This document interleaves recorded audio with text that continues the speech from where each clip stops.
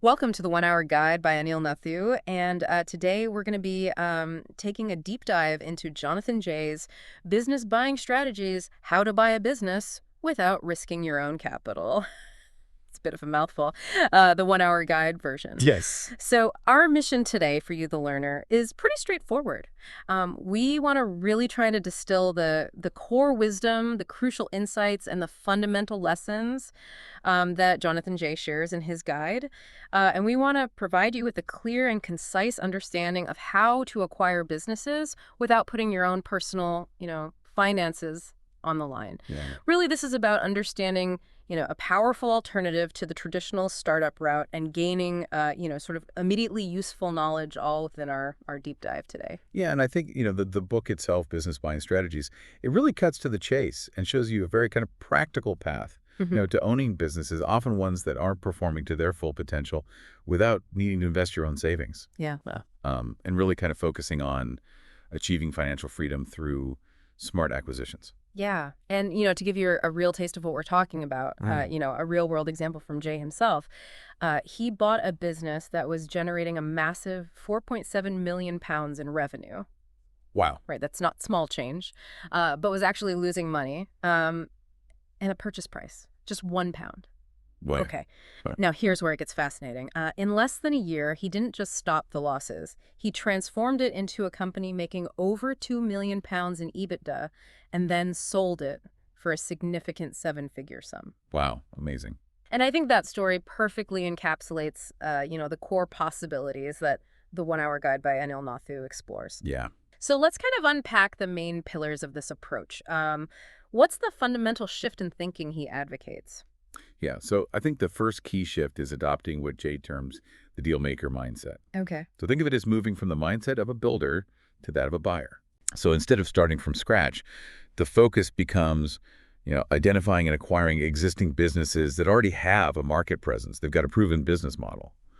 But for various reasons, perhaps management issues or financial inefficiencies, they're not performing, they're not reaching their potential. Mm-hmm. So the insight here is that you're leveraging an existing foundation for, potentially faster and less uncertain results. So for you, the learner, this means you're sidestepping the often, quite lengthy and risky initial phases of launching a new venture. Yeah. You're not kind of, will my idea work? You're looking at businesses that have already demonstrated they can generate revenue. They have a customer base. Exactly.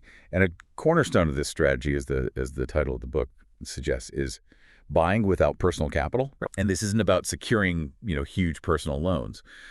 Instead, Jade delves into a variety of kind of creative financing techniques. So things like seller financing, where the current owner effectively finances a portion of the sale price. Asset-based lending, using the company's existing assets like equipment to secure loans, and also structuring deals with deferred payments. Right. And so these are all kind of key tools in this approach. So it's not about going out and borrowing lots of money personally to buy a business. There's a lot of kind of creative ways that you can do this. Yeah, this really opens up the landscape of business ownership, doesn't it? It Yeah. suggests that the biggest barrier isn't necessarily having, a huge amount of personal money up front. Exactly. Yeah. So you've acquired a business. What's the next critical phase? So the next critical phase is the turnaround process. And Jay emphasizes, the need for swift and decisive action to improve performance. This often involves, quite aggressively cutting any unnecessary costs, streamlining the business's operations to boost efficiency, and really intensely focusing on the activities that directly contribute to profit. So there's a big kind of aha moment here of realizing how quickly, targeted interventions can yield significant results in the underperforming business. Yeah, and he gives that compelling example of the digital marketing company that had £1 million in debt. Yes. And by strategically restructuring that debt, drastically reducing overheads, I mean, some very substantial executive salaries were being paid. Yeah. And then refocusing their efforts on high margin services, they transformed that company into a £2 million EBITDA business. Amazing. And it really, I think, shows the rapid value creation that's possible. And then kind of from a broader strategic perspective, he introduces this concept of the rule of six. Yes. So tell us a bit about that. Yeah, so this is kind of a portfolio building strategy. So the idea is to acquire 6 businesses within an 18 to 24 month time frame. And then the strategy involves selling one of those businesses annually to generate a significant capital return, that's your big payday, whilst retaining the other five for consistent monthly income. Hmm. So the benefit of this, is that it provides diversification. It offers a more kind of resilient financial foundation compared to, relying on a single business. So you can imagine if you've got 6 businesses, you're selling one every year, you've got that capital event, but you've also got the security and the consistency of the other 5 giving you that monthly income. So for you, the learner, this is giving you a structured, almost systematic way to build a substantial business portfolio Yeah. without kind of this overwhelming pressure of making, a single venture succeed. It's about creating multiple income streams Yeah. and realizing capital gains on a regular basis. Right. And then finally, Jay underscores the importance of having a clear exit strategy from the outset.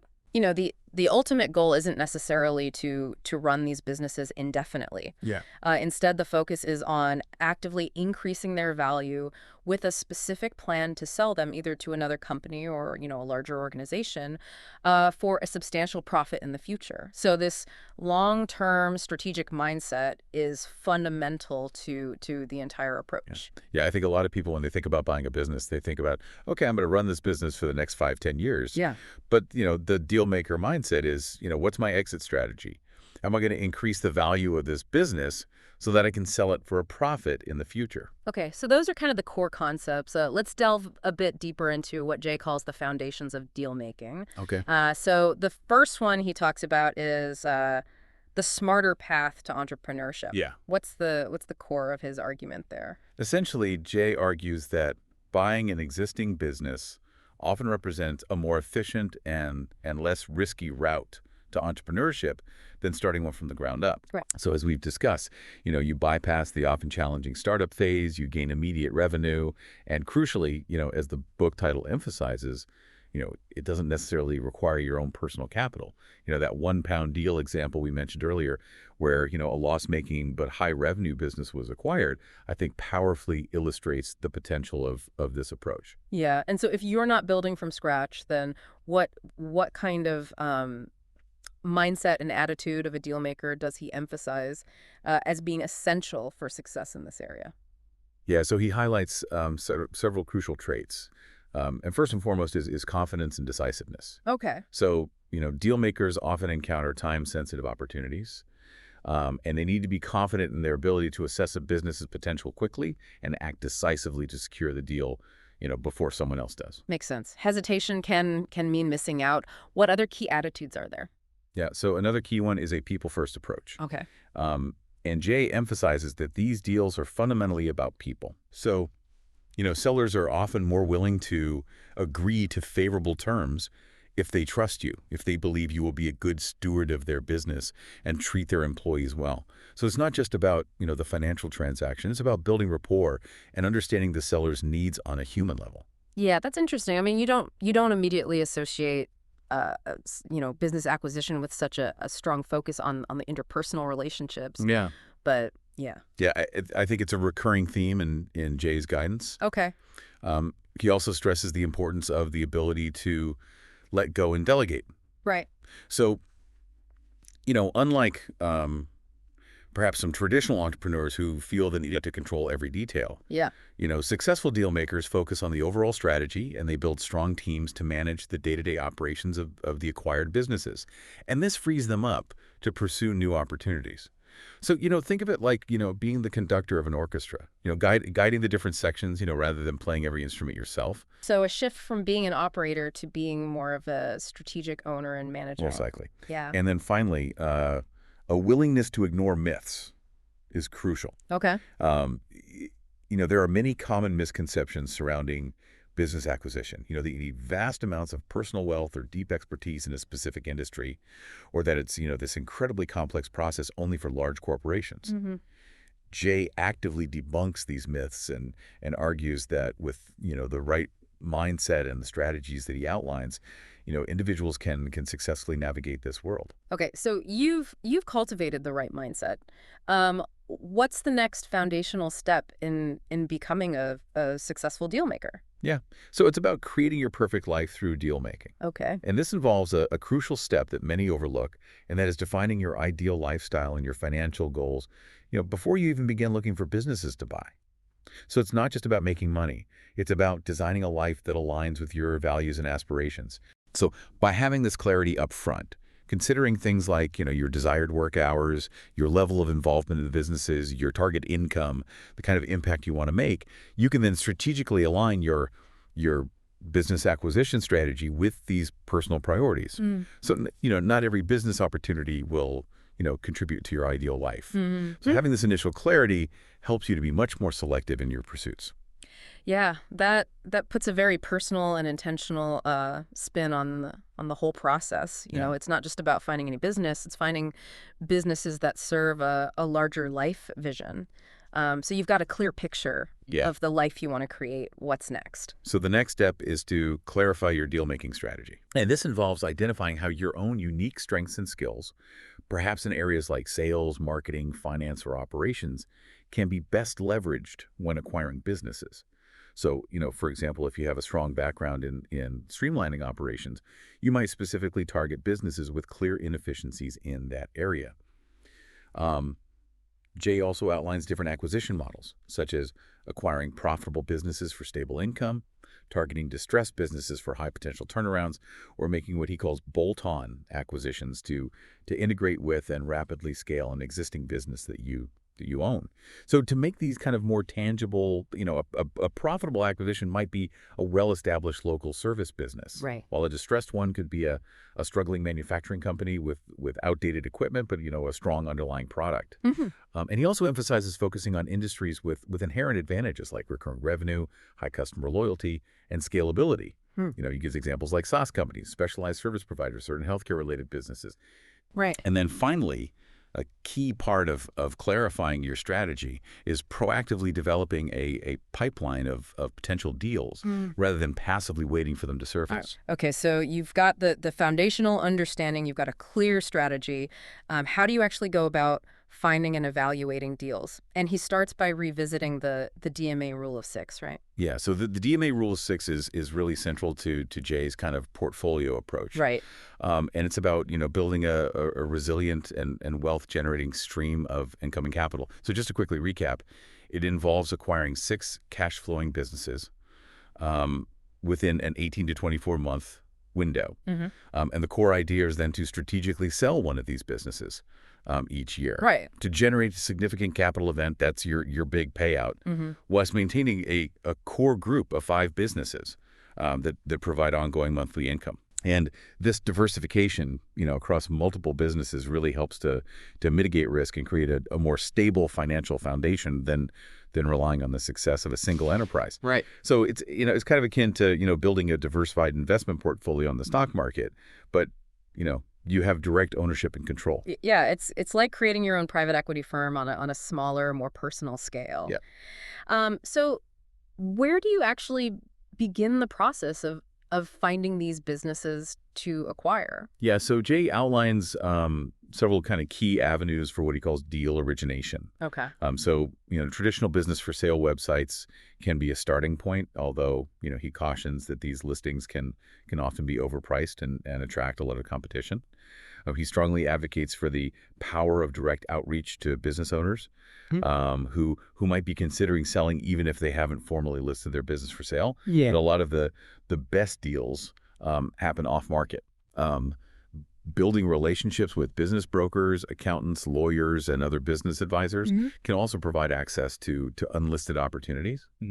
And finally, attending industry-specific networking events can be surprisingly effective for connecting with owners who might be contemplating an exit. Yeah. So, it's a multifaceted approach, combining online research with proactive relationship building. Yeah, it sounds like you really need to be quite proactive and build a network to really tap into to the best opportunities. What about identifying these motivated sellers he talked about? I Yeah. mean, that seems like a crucial factor in securing a good deal. Absolutely. Sellers who are genuinely motivated to sell are often more flexible on price and terms, leading to more favorable acquisition opportunities. Right. And Jay highlights several common indicators of motivation. Right. So these can include, an owner who's nearing retirement age, perhaps experiencing burnout and looking for a a less demanding lifestyle, facing, personal health challenges or family issues, being under financial pressure, or simply just having, lost their passion for the business. Right. So recognizing these situations, allows you to position yourself not just as a buyer, but as someone who can provide a timely and effective solution for their exit needs. So it's about understanding their underlying motivations beyond just the desire for a financial transaction. So you're not just looking at businesses, you're looking at specific situations where an owner might be more inclined to sell on favorable terms. But how do you then determine if a business, even with a motivated seller, is actually a viable acquisition? And that's where the deal or no deal evaluating a business part comes in. Exactly. And Jay emphasizes the importance of conducting a thorough yet efficient evaluation to identify any potential red flags and assess the true value and potential of a business. And this evaluation process involves, several key checks. Mm-hmm. So the first is a financial health check, where you examine the business's revenue trends over the past few years, its profit margins, with a particular focus on EBITDA, which gives you a picture of the operating profitability and its cash flow. Right. So, inconsistent revenue, declining profit margins, or negative cash flow are significant warning signs that warrant further investigation. And, for someone new to this, EBITDA essentially tells you how much profit the business is generating from its core operations before taking into account things like interest, taxes, depreciation, and amortization. Right. So the numbers provide a critical snapshot of the business's current performance. Yeah. What else do you need to assess beyond the financials? Yeah, so an operational review is essential. And this involves, taking a close look at the business's day-to-day operations. You'll want to assess the strength and experience of the existing management team, the quality and morale of the staff, and the overall company culture. The concentration of key customers, a high reliance on just one or two major clients can be risky. Right. And the relevance and competitiveness of the products or services offered. So, over-reliance on the current owner for key functions or outdated product offerings can be, major red flags. And it's not just about the current operations, it's also about any potential future liabilities or legal issues. Precisely. A legal and liabilities check is absolutely crucial. And this Right. includes, carefully reviewing any outstanding debts, the terms of existing lease agreements and employment contracts, especially in the UK, where, we have regulations like 2PE, which is the Transfer of Undertakings Protection of Employment. And that dictates the rights of employees when a business is sold. Mhm. So hidden legal liabilities, ongoing lawsuits or unfavorable long-term contracts can quickly turn a seemingly attractive deal into a costly nightmare. Right. And so you're basically, it's like, think of it as buying, specific ingredients from a restaurant. No. That would be an asset purchase Asset purchase, yeah. versus buying the entire restaurant, including any existing debts or unhappy, past customers. Yeah. That would be more of a share Such an purchase. event, yeah. And Jay strongly recommends the asset purchase route to avoid inheriting unwanted liabilities. So you're basically looking under the hood in multiple areas to get a comprehensive picture of the business's health and potential risks. And then finally, what about the upside? How do you assess the potential for growth? Yeah, so this is where you're looking for opportunities to add value, after the acquisition. So are there obvious areas for cost cutting that haven't been exploited? Mm-hmm. Are there untapped sales and marketing channels that could be leveraged? Is there potential for cross-selling products or services to your other business's customer bases, if you're following the rule of six? So, identifying clear and achievable opportunities for improvement is a strong indicator of a promising deal. Okay, so you've identified a business that looks promising. It has a motivated seller. Now comes this crucial and often quite delicate stage of negotiation and acquisition. And the first step Jay emphasizes is meeting the seller. Yeah. What's the primary objective of this initial interaction? Yeah, so as we touched on earlier, the main goal of this initial meeting isn't to immediately start haggling over price or hammering out the specific deal terms. Instead, the priority is to build a foundation of trust, and to really understand the seller's underlying motivations for wanting to sell. Okay. And often these motivations extend beyond just the financial aspects. Mm-hmm. So, factors like, a desire for retirement, experiencing burnout from running the business, dealing with health issues, wanting to pursue new opportunities, or facing underlying financial pressures can all be, significant drivers. So it's about approaching the conversation with empathy and trying to see things from their perspective. Exactly. And Jay stresses the importance of being an active listener and asking, open-ended questions that encourage the seller to share their story and reveal their true reasons for selling. So by understanding what a successful exit looks like for them on a personal level, you can tailor your approach in a way that addresses their needs and positions you as the ideal buyer. Now, this next piece of advice is something that Jay really emphasizes, and it might seem counterintuitive. He says, never make an offer. Yeah. What's the rationale behind that firm stance? Yeah. So there are several strategic reasons why Jay advises against making the first offer. Okay. And firstly, the seller might actually undervalue their own business. Right. And if you jump in with an offer too quickly, you could end up paying more than you potentially need to. Secondly, by allowing the seller to state their asking price first, you gain valuable information about their expectations and their understanding of the business's worth. And this puts you in a more informed position, for negotiation. Mm-hmm.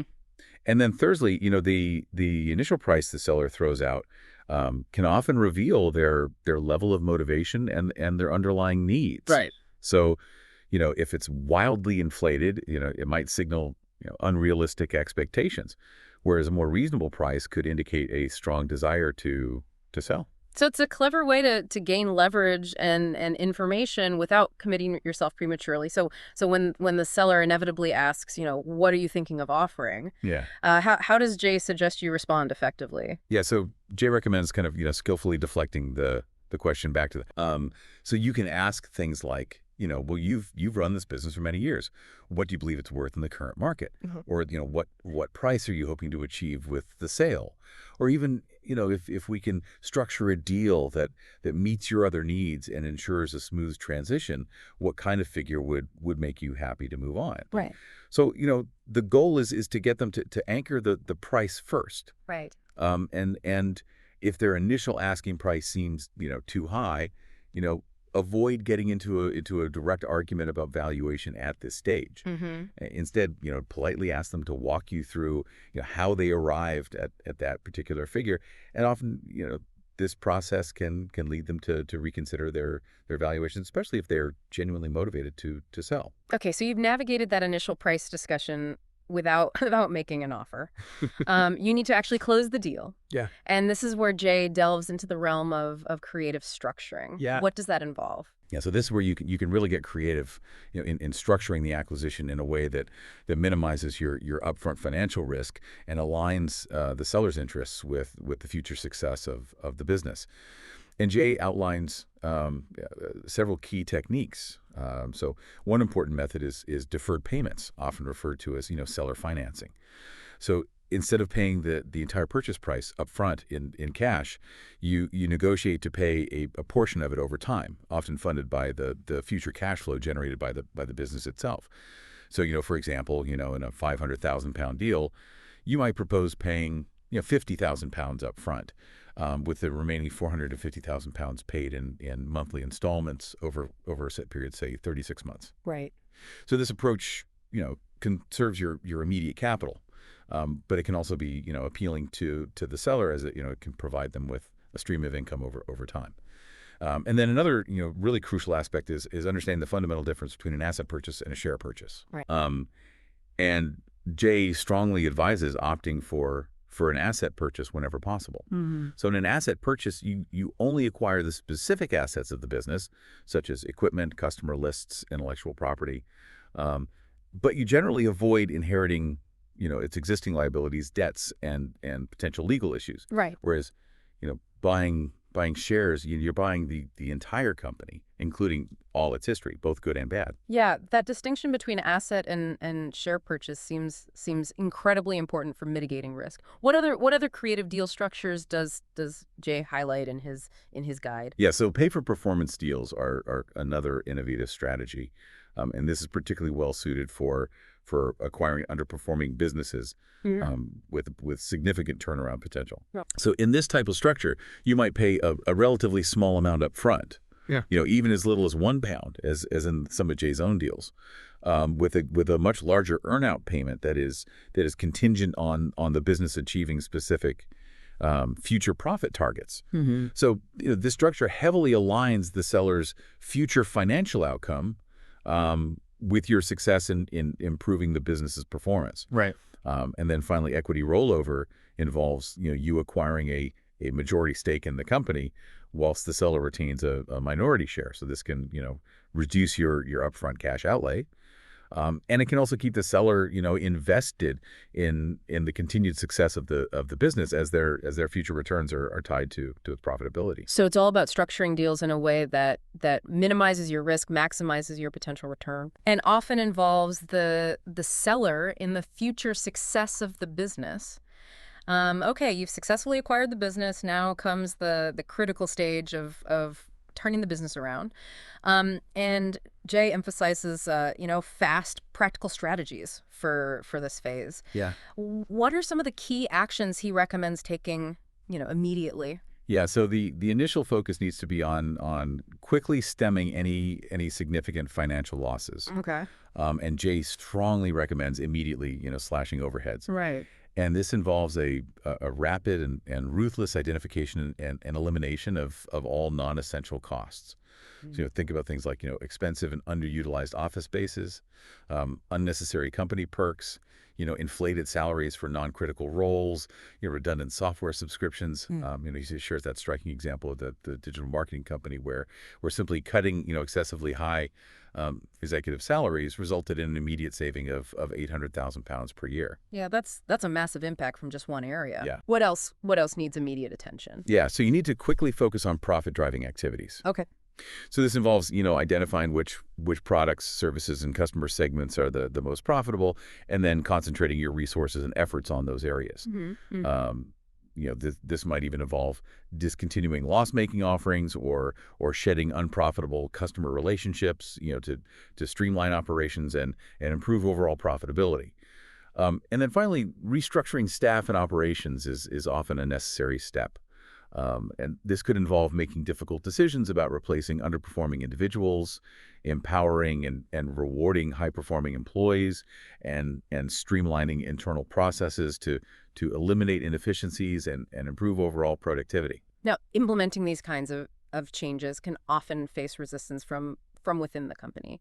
Yeah. What does Jay advise about dealing with potential obstacles during this turnaround phase? Yeah, so he specifically addresses, staff resistance as a common challenge. Right. And employees may be apprehensive about potential job losses. They might feel a sense of loyalty to the previous owner, or simply be, resistant to adopting new ways of working, often clinging to the "we've always done it this way" mentality.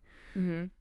And Jay emphasizes, the critical importance of clear and transparent communication. Right. You need to articulate the vision for the future of the company, explain the rationale behind the changes, and demonstrate how these changes will ultimately benefit everyone by creating a healthier, more sustainable, and ultimately more secure business. So it's about winning their buy-in by showing them, the positive outcomes. So it's not just about making top-down decisions. It's about bringing the team along with you and explaining the why behind the changes. Yeah. What other common obstacles might a new owner face during a turnaround? Yeah, operational chaos is another frequent hurdle. The business that you've acquired, might have messy and incomplete financial records, outdated and inefficient systems, or unreliable suppliers. Right. And Jay advises, prioritizing the stabilization of these essential foundations. So this means,